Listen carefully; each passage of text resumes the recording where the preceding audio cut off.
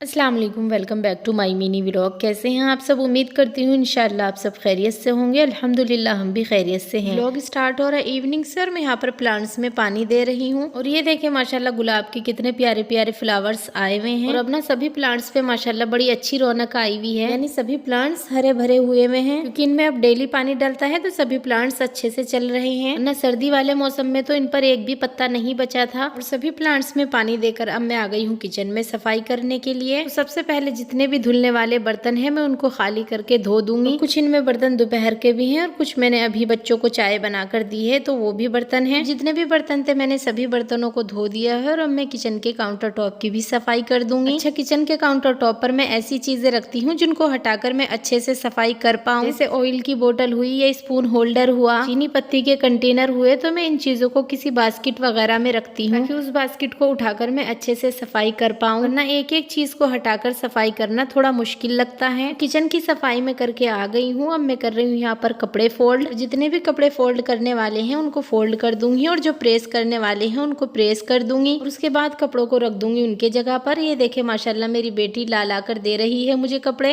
अस्सलाम वालेकुम। मैं अपनी अम्मी जान के साथ काम करवाती हूँ।